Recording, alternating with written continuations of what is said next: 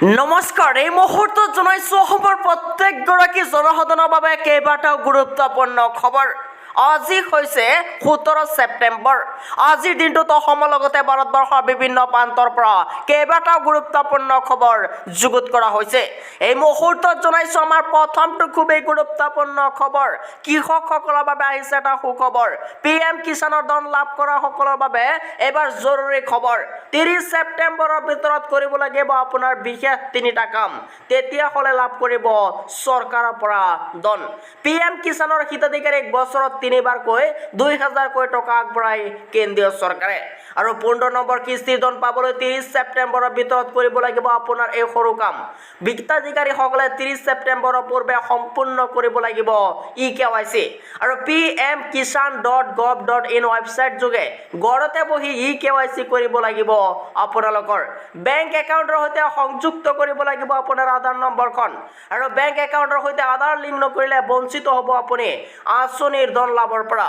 আৰু নৱেম্বৰৰ পৰা ডিচেম্বৰৰ ভিতৰত হিতাধিকাৰীসকলে 15 নম্বৰ কিস্তিৰ ধন লাভ কৰাৰ সম্ভাৱনা আছে।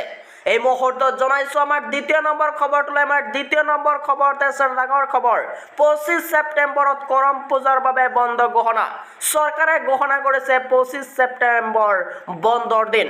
বন্ধৰ দিনতো চাহ শ্ৰমিকসকলে লাভ কৰিব মজুৰি। চৰকাৰৰ শ্ৰম বিভাগে ঘোষণা কৰিছে বন্ধৰ দিন।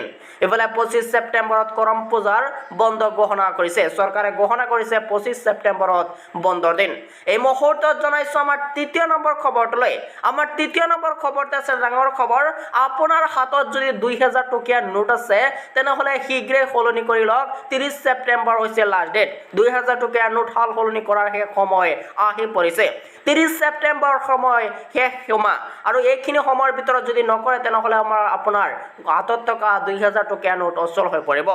ৰিজাৰ্ভ বেংক অফ ইণ্ডিয়াই বান্ধি দিছে শেষ সময়সীমা আৰু ছেপ্টেম্বৰ মাহত বেংক বন্ধ আছে 16 দিন আৰু মাত্ৰ 14 দিনৰ বাবেহে খোলা থাকিব বেংক।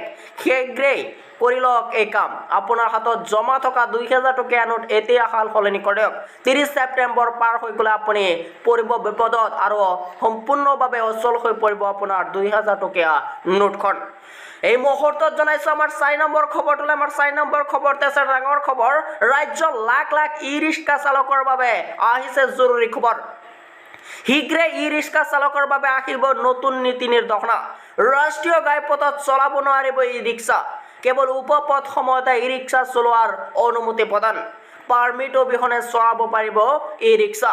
নিম্নতম কৰ জমা দি ই-ৰিক্সা চলাব পাৰিব। লগতে ৰোড ছেফটিৰ কাৰণে সলনি হ'ব পূৰ্বৰ নিয়ম আৰু জিলা পৰিবহণ বিভাগে নিৰ্ধাৰণ কৰিব ই-ৰিক্সা চলাচলৰ নিয়ম।